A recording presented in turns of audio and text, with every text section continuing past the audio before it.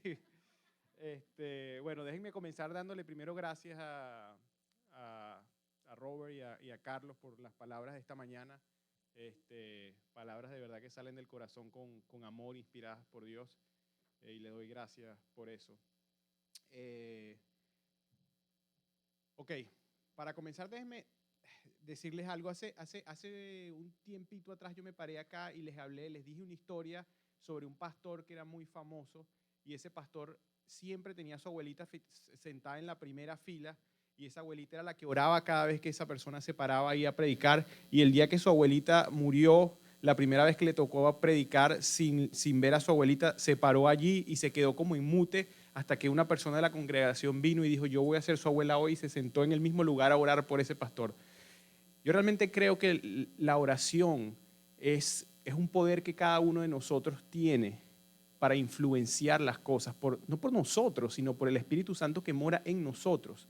Entonces, por eso les voy a pedir que comencemos orando. Yo voy a orar, y mientras yo oro, les pido a todos ustedes, las personas que nos estén escuchando, que también oren, por el día de hoy, que oren por la palabra de Dios, que se calle mi mente y que solamente Dios me utilice como megáfono para sus palabras.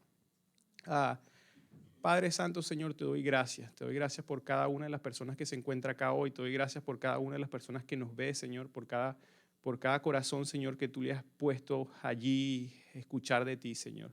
Te pido, Dios mío, que no sea yo diciendo mis ideas, lo que yo pienso, lo que yo creo, Señor, sino que seas tú, Señor, poniendo claridad en tu palabra, Señor, para que yo pueda expresarla tal y como tú quieres que sea hecho, Dios mío. Te lo pido en el nombre de tu Hijo, Cristo Jesús. Amén.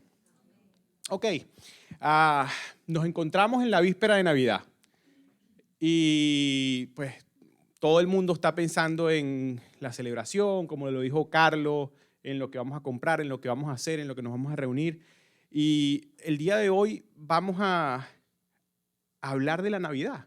Vamos a narrar la historia de la Navidad, pero vamos a hacerlo un poco diferente, porque la historia de la Navidad que vamos a escuchar el día de hoy es la historia de la Navidad vista desde los ojos de uno de los profetas de Dios del Antiguo Testamento.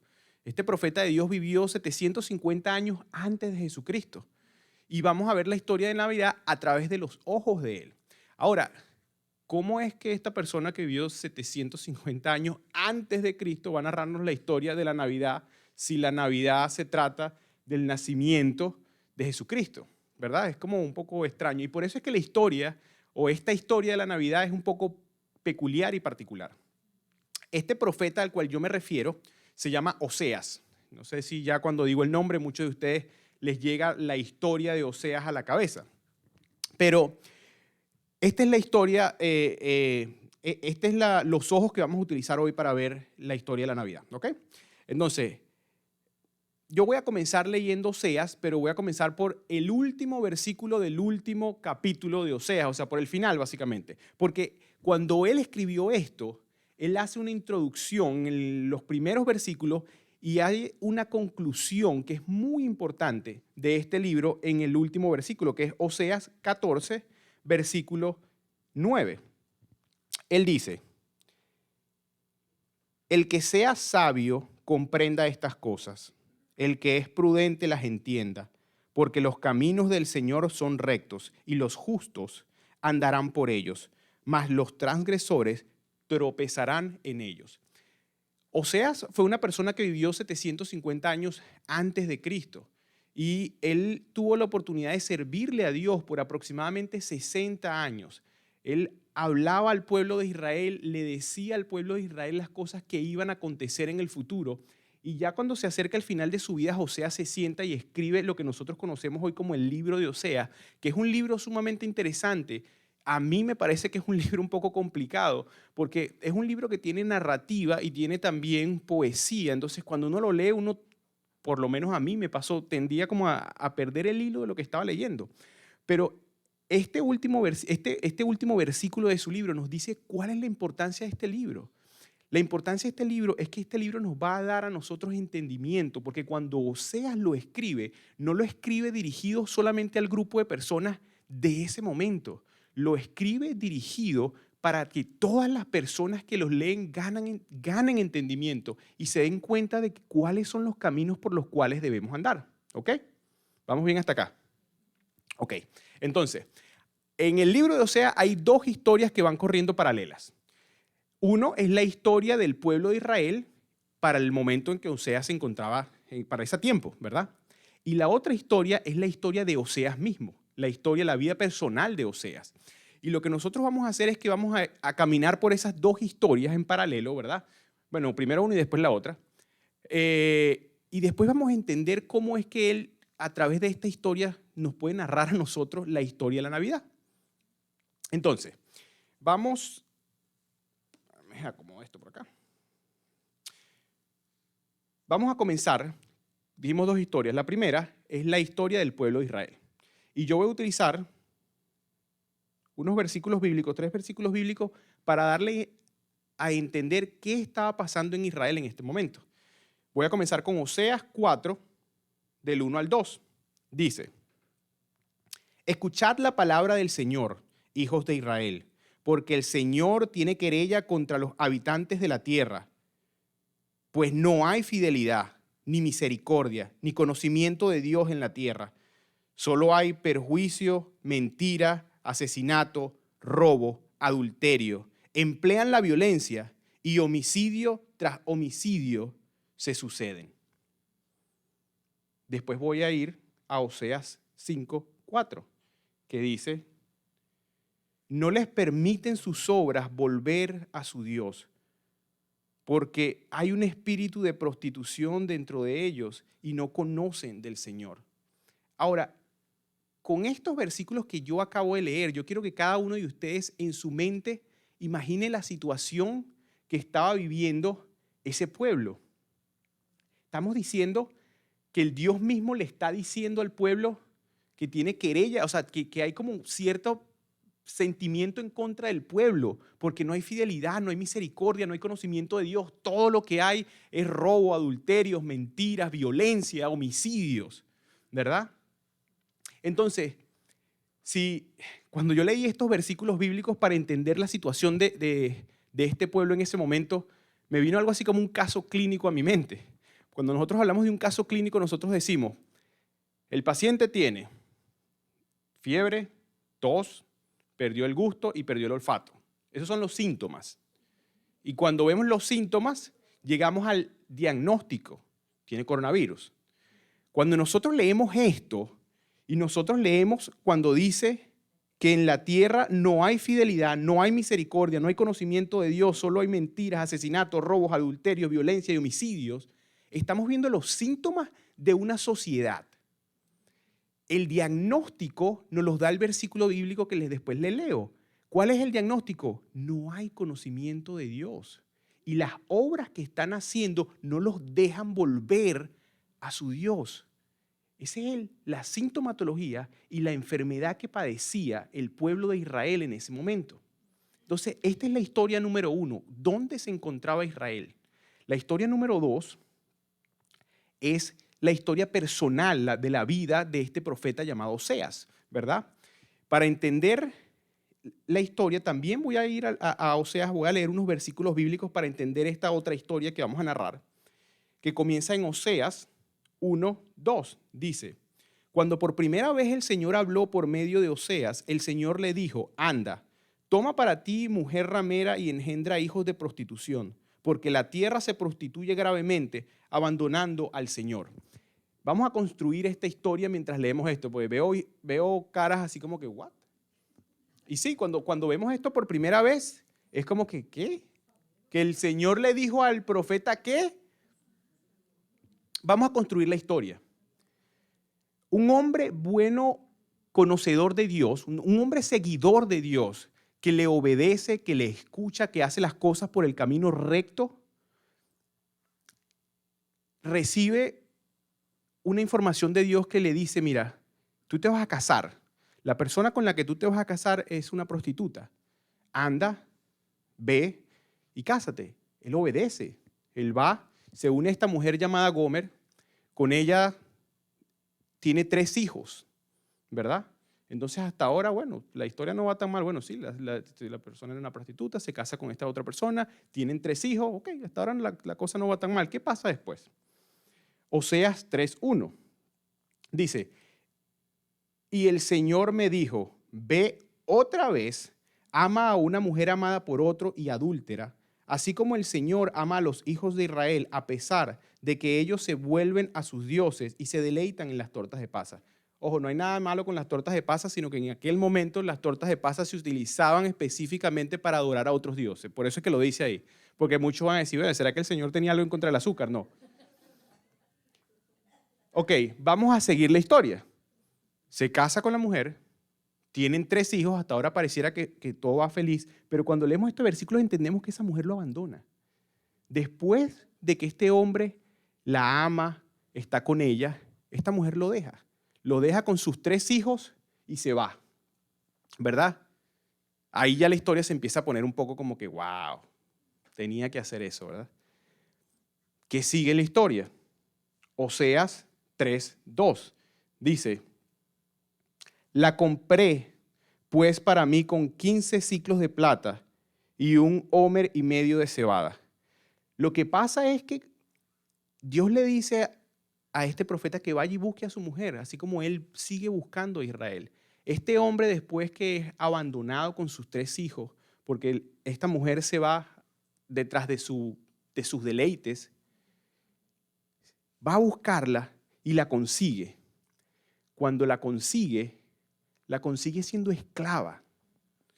Podemos imaginarnos, yo no sé si ustedes se pueden imaginar, pero yo me la imaginé sentada con cadenas, sucia, golpeada, a lo mejor un poco ensangrentada, ¿verdad? Porque cuando ella dejó a este hombre bueno, se fue en busca detrás de sus pasiones carnales y termina siendo esclava. Cuando este hombre bueno la ve, la mira, pregunta, ¿cuánto por ella? Le dicen, tanto. Él saca lo que están pidiendo por ella y él paga por su mujer, por su esposa. Él paga el precio de su libertad. Y esta mujer se marcha con él. Cuando nosotros vemos esto, tenemos que entender que la primera historia es la narrativa del pueblo de Israel. Pero por si acaso el pueblo no lo entendía, le hizo a este profeta pasar por todo esto para explicarle al mismo pueblo cómo se sentía Dios.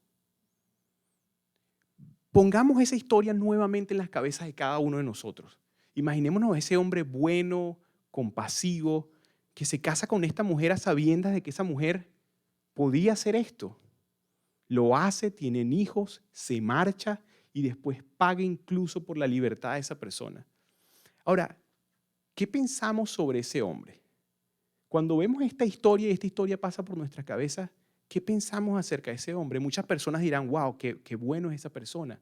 Otros dirán, wow, qué tonto, ¿cómo se le ocurre va y hace eso? Depende de la perspectiva de cada uno de nosotros, ¿verdad? ¿Y qué pensamos de la mujer? ¿Qué pensamos de ella? Wow, tuvo la oportunidad y se le escapó y ni siquiera merece que vaya y la busque. Porque si es una novela, peleamos y decimos, ¿cómo se le ocurre a ese hombre ir otra vez y miren lo que le hizo? ¿Verdad? Pero ¿qué pensamos?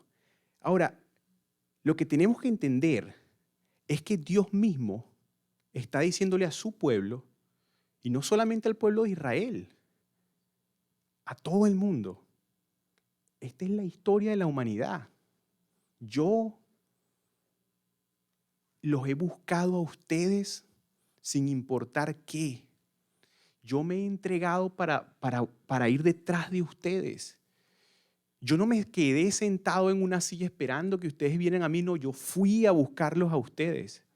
Yo llegué a ese lugar de sufrimiento, de rencor, de odio, de rabia, a eso en lo más profundo del corazón de ustedes cuando todo eso malo estaba rodeándolo por sus propias decisiones. Hasta ahí llegué yo. Hasta ahí llegué yo y les di la mano, les ofrecí la mano. Básicamente Dios está diciendo, yo soy ese hombre bueno, ustedes son la ramera. Y eso suena, wow, eso suena duro. Porque cuando nosotros pensamos, ¿qué pensaron ustedes sobre la mujer? Bueno, cualquier cosa que hayan pensado, eso somos nosotros. Así que espero que no hayan pensado tan mal. Pero eso somos nosotros. Ante los ojos de Dios, eso somos nosotros. El pueblo de Israel tuvo la oportunidad de ver el mar abierto en dos. Tuvo la oportunidad de ver o de ser guiados por Dios mismo como una forma de una columna de nubes durante el día y una columna de fuego durante la noche. Ese mismo pueblo tuvo la oportunidad de comer maná que caía del cielo. Ese mismo pueblo tuvo la oportunidad de ver cómo el agua salía de la roca. Ese mismo pueblo tuvo la oportunidad de ver cómo cuando eran mordidos por serpientes, al mirar la cruz de bronce, no morían. Ese pueblo tuvo la oportunidad de ver todo eso y sin embargo se prostituyeron. La historia nos narra un pueblo que cuando estaban bien se olvidaron de Dios. Escogieron un rey y escogieron sacerdotes. El sacerdote estaba supuesto a conectarse con Dios y darle las instrucciones al rey de cómo gobernar ese pueblo. Pero el sacerdote se prostituyó también. El sacerdote se fue tras el estatus que le daba a su posición, la grandeza que le daba, el orgullo. Y de la misma forma el rey, en vez de confiar en Dios para que las otras naciones no acabaran con ellos, hicieron alianzas de rey contra rey y adoraban a los reyes, a los dioses, a las deidades de las otras naciones. Esa es la prostitución de la cual nos habla esta historia. Ahora, pero ¿cómo así entonces? ¿Qué tiene que ver esto con la historia de la Navidad?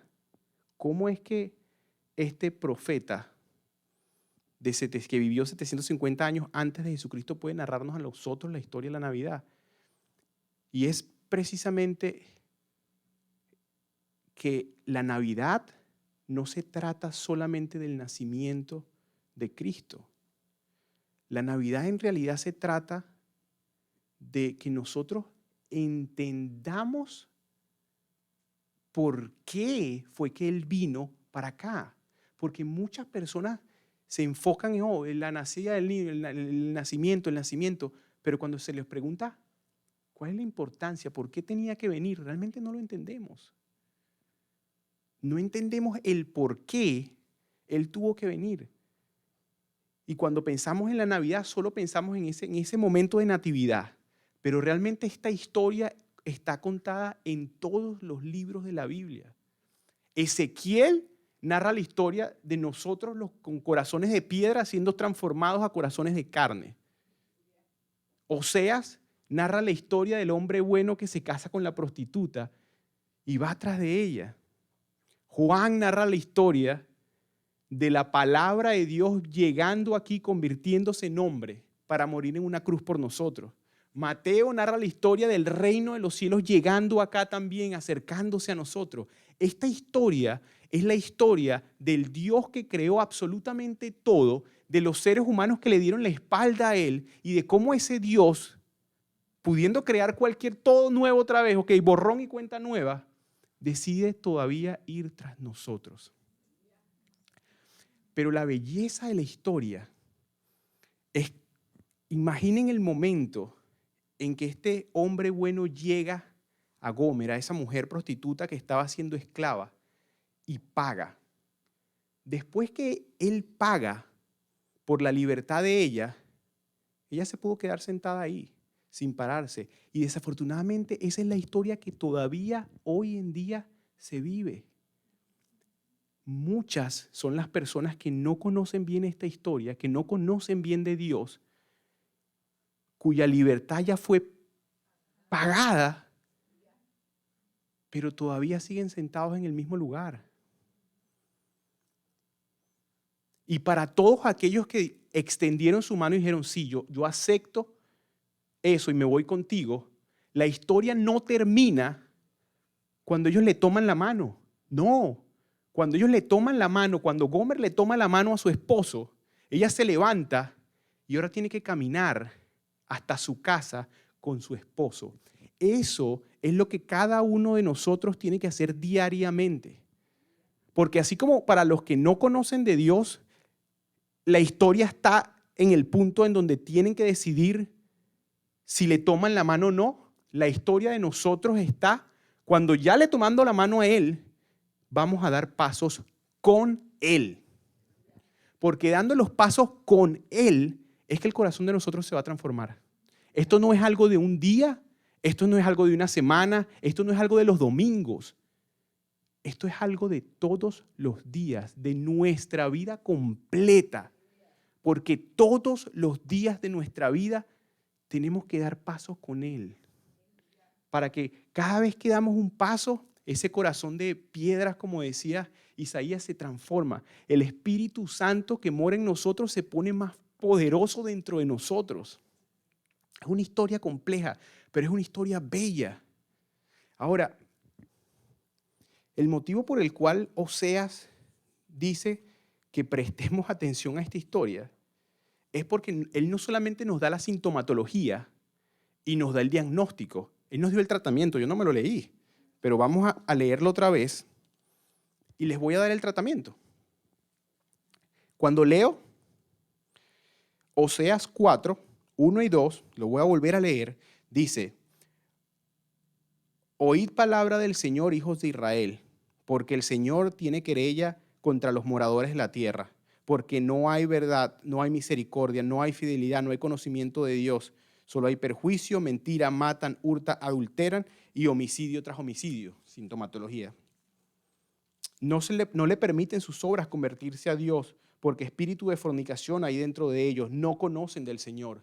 Diagnóstico. Oseas 6, 3 dice: conozcamos pues, esforcémonos en conocer al Señor. Como el alba está fijada a su salida, y vendrá a nosotros como lluvia de primavera que riega la tierra. Tratamiento: esforcémonos por conocer a Dios, porque va a venir a nosotros y va a caer como lluvia del cielo en cada uno de nosotros. Pero tenemos que esforzarnos por conocer a Dios. Lo bueno es que para nosotros que vivimos, que existimos después de que Él nació, las cosas son un poco más fáciles, porque ya conocemos la historia completa. El pueblo judío era salvo porque creían en lo que iba a venir. Creían en que, como lo dijo Isaías, ese cordero, esa persona que iba a ir como cordero al matadero, iba a llegar. Pero ya Él llegó y nosotros conocemos la historia completa. Esforzarnos por conocerlo a Él es leer qué es lo que dice Él para conocerlo. Porque conociendo su palabra, como lo vimos hace unos domingos atrás, cuando escuchamos su palabra a través de la Biblia, cuando leemos lo que Cristo dijo, básicamente estamos conociendo el corazón de Dios. Es un esfuerzo, no es una comodidad, no es un confort. Cuando Jesucristo estaba orando en el huerto de Getsemaní antes de que lo agarraran para que pasara por todo ese proceso de crucifixión, Él estaba orando y gotas de sangre caían por su rostro. Y Él le decía al Padre: Señor, si es posible que esta copa pase de mí. En pocas palabras, Él está diciendo: Señor, si es posible que esto no pase, pero que no se haga mi voluntad sino la tuya. No era confort. Él estaba a punto de pasar por lo peor que cualquier persona podía pasar por cada uno de nosotros. Y no es por confort por el cual cada uno de nosotros debe moverse. No es por la comodidad que cada uno de nosotros debe moverse. Porque hacer las cosas para la obra de Dios no es fácil. Y muchísimas son las veces que tenemos que caminar sin siquiera entender qué estamos haciendo. Hoy venía manejando y le decía a mi esposa, me preguntaba: ¿por qué te ha costado tanto esto? Le digo: porque todavía no lo entiendo. Esta mañana no tenía ni idea de cuál era el mensaje que Dios quería que se revelara. No entendía que el mensaje es que Navidad no es solamente el nacimiento de Él. Sí, celebrémoslo. Sí, el que lo quiera celebrar que lo haga, el que no lo quiera celebrar que no lo haga, el que quiera hacer una cosa. Lo importante no es eso. Muchas cosas de las que nosotros hacemos son cosas culturales. Lo importante es el entendimiento de por qué fue importante que Él viniera. Y fue importante que Él viniera porque todos somos malos. Todos somos Gomer. Lo dice Romanos, porque todos hemos pecado y hemos sido destituidos de la gloria de Dios. Romanos 3:23. Porque bueno no hay aún uno. Romanos 3:10. Y porque la paga del pecado es la muerte. Cada uno de nosotros era esclavo de la muerte. ¿Por qué? Porque todos pecamos. Y Cristo Jesús entregó su vida como pago. Eso tenemos que entenderlo. Y no solo entenderlo, sino también entender esa parte de caminar con Él todos los días. Déjenme leer para finalizar 2 versículos bíblicos. Voy a ir a Tito 3, 6, Tito 3, del 3 al 6, que dice: porque nosotros también en un tiempo éramos necios, desobedientes, extraviados, esclavos de deleites y placeres diversos, viviendo en malicia, en envidia, aborrecibles y odiándonos unos a otros. Pero cuando se manifestó la bondad de Dios nuestro Salvador y su amor hacia la humanidad, Él nos salvó, no por obras de justicia que nosotros hubiésemos hecho, sino conforme a su misericordia por medio del lavamiento de la regeneración y la renovación por el Espíritu Santo que Él derramó sobre nosotros abundantemente por medio de Jesucristo, nuestro Salvador. Cuando Jesucristo muere en esa cruz, Él toma a cada uno de nosotros que le dio la mano y dijo: yo lo acepto, y lo lava mediante el lavamiento, la regeneración. ¿Por qué? Porque cuando Él nos lava, ya nuestra relación con Dios Padre puede ser restablecida. Estaba rota completamente, estábamos separados completamente de Él, pero cuando Cristo Jesús nos lava, reestablece esa relación con el Padre. No necesitamos a nadie para llegar al Padre, por Cristo Jesús. Y la renovación, cada uno de nosotros cuando entiende esto, es una criatura nueva. Cuando el Espíritu Santo empieza a morar en nosotros, somos una criatura nueva. Pero somos una criatura nueva que empezó un proceso. No estamos listos todavía. Empezamos un proceso. Y ese proceso empieza en el momento que nos levantamos de la cama todos los días. Porque es todos los días a través de las decisiones que cada uno de nosotros hace que ese proceso sigue su camino.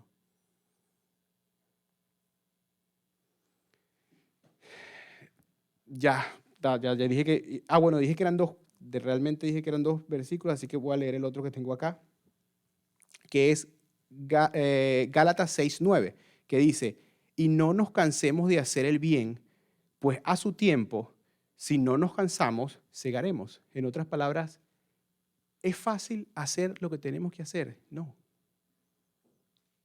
Nos vamos a cansar, como lo dijo Carlos. Muchas veces vamos a llegar como que por rutina. Muchas veces vamos a hacerlo como que porque me toca, porque no es fácil. Pero no nos cansemos de hacer el bien, porque cuando no nos cansamos de hacer el bien, a su momento segaremos, veremos el fruto de todo eso. Y le pido a Dios, porque cada uno de ustedes, porque la mayoría de las personas que nos escuchan, un día camine con Dios, porque ese es mi sueño, el día en que yo voy a estar caminando con Él, con muchísimas preguntas, y Él dándome todas esas respuestas. No porque yo soy merecedor de algo, no porque yo haya hecho algo, sino porque Él lo hizo todo, por todos aquellos que quieren aceptar su regalo. La Navidad es esperanza. La Navidad es saber que el Rey de Reyes ya lo hizo todo. Sí, nació, pero no es solamente eso. Él nació, creció y murió en la cruz por cada uno de nosotros. Estas Navidades estemos contentos, estas Navidades estemos alegres, gozosos de que le conocemos. Y cada vez que veamos a alguien, si tenemos la oportunidad, digámoselo. Esta es la Navidad. esto, sí, en alegría, en gozo, en fiesta, en lo que queramos, pero no nos olvidemos de eso y siempre llevemos a cabo su trabajo. Padre, Señor, te doy gracias. Te doy gracias por tu amor, por tu bondad, por la forma en que tú te mueves, Señor, a través de tu iglesia. Porque cada uno de nosotros, Señor, con su esfuerzo, es tu iglesia. Son los pies que caminan, Señor. Son la boca que predican, Señor. Son las manos que ayudan, Señor. Gracias. Gracias te doy, Señor, en el nombre de tu Hijo Cristo Jesús. Amén.